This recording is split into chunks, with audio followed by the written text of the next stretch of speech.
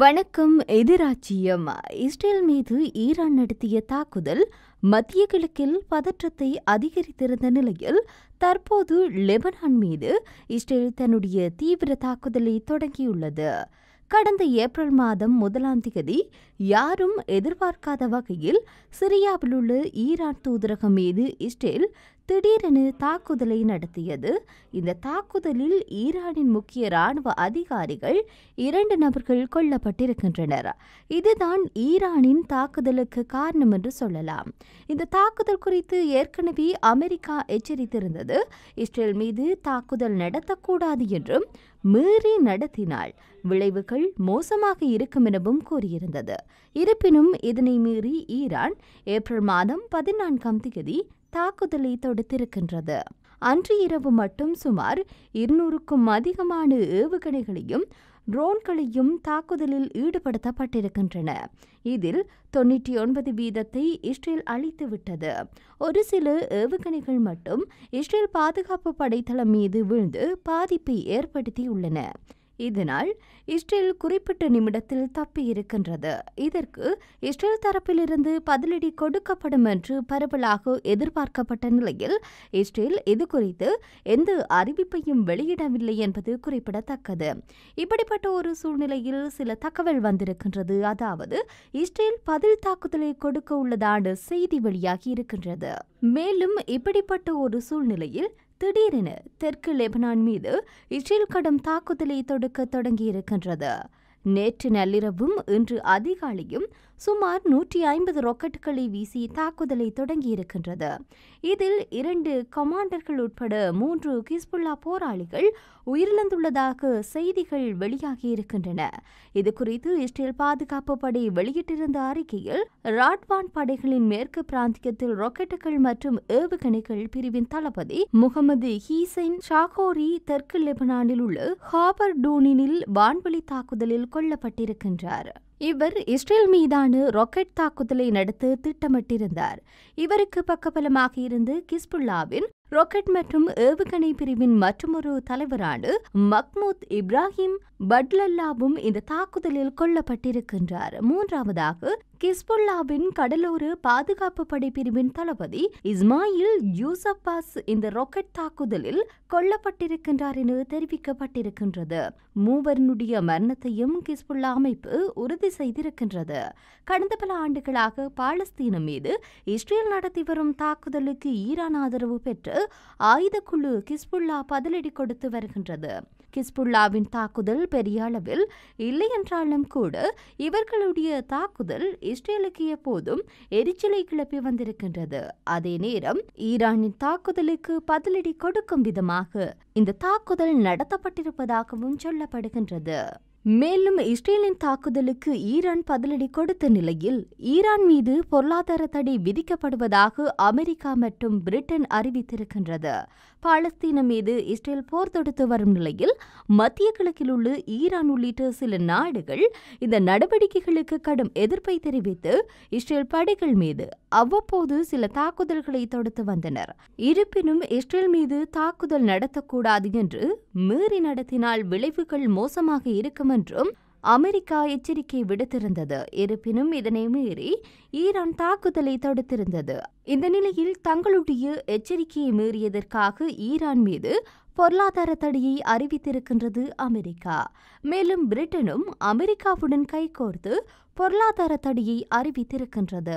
இதுகுறித்து அமெரிக்க நிதித்துறை செயலாளர் ஜேனட் ஜெல்லன் கூறுகையில், வரும் நாட்களில் ஈரானுக்கு எதிராக கூடுதல் பொருளாதார தடைகள் நடவடிக்கைகள் எடுப்போம். எந்த மாதிரியான தடைகள் விதிக்கப்படும் என்பது குறித்து விரைவில் விவரங்கள் வெளியாகும் என்று கூறியிருக்கின்றார். உலக நாடுகளுக்கு ஈரான் அதிக அளவில் எண்ணெய் ஏற்றுமதி செய்து வருகின்றது. இது அந்த நாட்டின் வருவாயில் கணிசமான பங்கு வகிக்கின்றது. எனவே இதனை பாதிக்கும் வகையில் பொருளாதார தடைகள் இருக்கும் என்று தகவல்கள் வெளியாகியிருக்கின்றன. இதன் மூலம் ஈரானின் ராணுவ நடவடிக்கைகளை கட்டுக்குள் கொண்டுவர அமெரிக்கா துடித்துக் கொண்டிருக்கின்றது. பிரிட்டனும் தன்னுடைய பொருளாதார தடை குறித்து விரைவில் விரிவாக விவரிக்கும் என்று கூறப்படுகின்றது.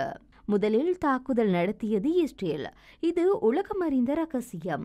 ஆனால் இஸ்ரேலை கண்டிக்காமல் தற்காப்புக்காக பதில் தாக்குதல் நடத்திய ஈரான் மீது பொருளாதார தடை விதிக்கப்படுகின்றது என்ற கேள்வியை சர்வதேச அரசியல் விமர்சகர்கள் எழுப்பியிருக்கின்றனர்.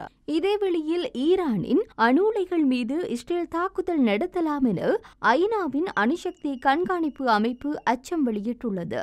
சிறிய தலைநகரில் உள்ள ஈரானின் துணை தூதரகத்தின் மீது இஸ்ரேல் மீது ஈரான் பதில் தாக்குதலை மேற்கொண்டிருக்கின்றது. இதற்கு பதிலடி கொடுக்கும் எனவும் இஸ்ரேலின் ராணுவ தளபதி தெரிவித்திருக்கின்றார். பாதுகாப்பு காரணமாக ஞாயிற்றுக்கிழமை ஈரான் தன்னுடைய அணு உலைகளை மூடியது என தெரிவித்துள்ள IAEA அமைப்பின் பணிப்பாளர் நாயகம் ரபல் குரேஷி தெரிவித்திருக்கின்றார். பின்னர் திங்கட்கிழமை அவை திறக்கப்பட்டன எனவும் அவர் குறிப்பிட்டிருக்கின்றார். இஸ்ரேல் அணு உலைகள் மீது தாக்குதலை மேற்கொள்ளும் சாத்தியம் குறித்த கேள்விக்கு பதிலளித்துள்ள அவர், நாங்கள் எப்போதும் அது குறித்து அச்சமடைந்துள்ளோம், கடும் பொறுமையையும் நிதானத்தையும் கடைபிடிக்க கோருகின்றோம் எனவும் அவர் தெரிவித்திருந்தமை குறிப்பிடத்தக்கது. இதேவேளையில் இன்னுமொரு செய்தியும் வெளியாகியிருக்கின்றன. இஸ்ரேலிய படையினர் ஆக்கிரமித்திருந்த காசாவின் அல்ஷிஃபா மருத்துவமனையில் பாரிய மனித புதைக்குழியொன்று மருத்துவ பணியாளர்கள் கண்டுபிடித்துள்ளனர் என்ற செய்தி வெளியாகியிருக்கின்றன.